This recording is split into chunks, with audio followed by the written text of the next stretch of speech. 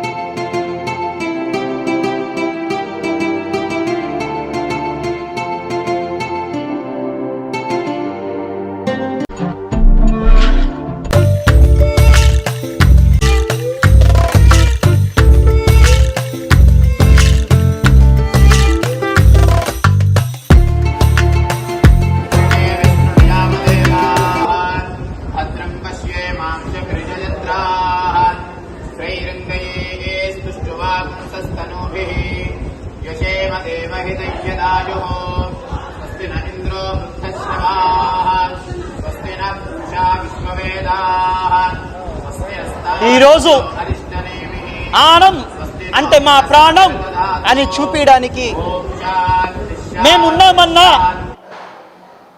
అది కారణం స్వర్గీయ శ్రీ ఆనం వివేకానందరెడ్డి గారు మాత్రమే.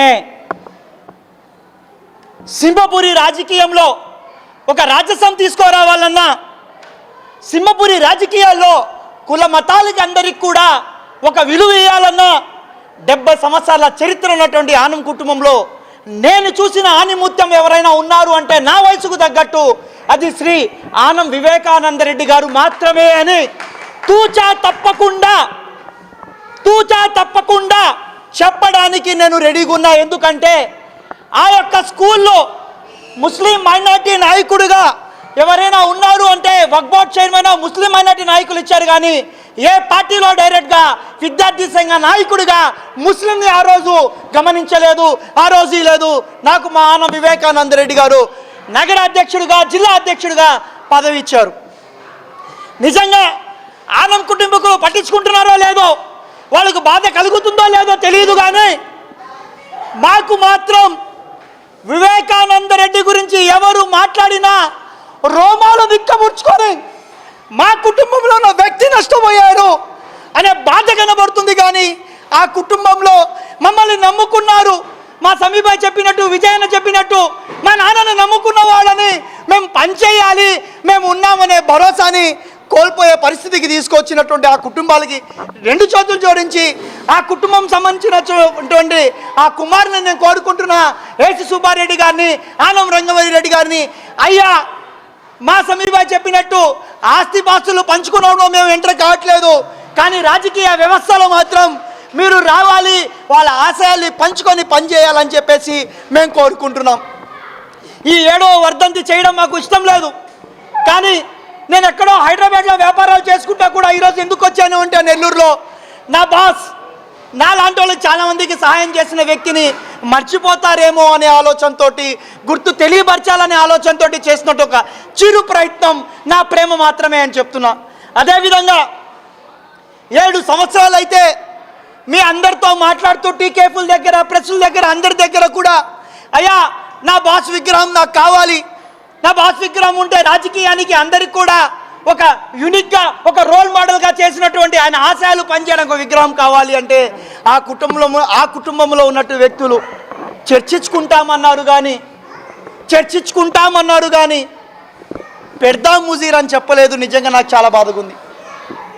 ఈరోజు నేను చూసా మా బాస్ తోటి సీతారెడ్డి గారి వైరాలు చూసా, ప్రేమ అభిమానాలు ఆపేతాలు చూసా, కానీ రూరల్ ఎమ్మెల్యే గారు అయినటువంటి కోటంరెడ్డి సీతారెడ్డి గారు, గిరిధర్ రెడ్డి గారు ఇద్దరు కూడా మా బాస్ ఆనం వివేకానంద రెడ్డి గారి విగ్రహాన్ని ఏర్పాటు చేస్తారని చెప్పంగానే నెల్లూరు జిల్లా రాజకీయమే మారిపోయింది. రూరల్లో ఉన్నటువంటి నాయకత్వం యొక్క మాట్లాడుకోవాల్సినటువంటి మాటలను కూడా జిల్లా మొత్తం మాట్లాడుకుంది. అంటే అలాంటి మహానుభావుడి యొక్క విగ్రహం పెడతానందుకు ఆ యొక్క కోటంరెడ్డి బ్రదర్స్ని కోరుకుంటూ ఇంకోటి నేను మీ అందరి ద్వారా మాట్లాడుతున్నా. స్థల సేకరణ విషయం అని చెప్పేసి దయచేసి దీన్ని కాలాపయానతో ఆపేయబాకండి.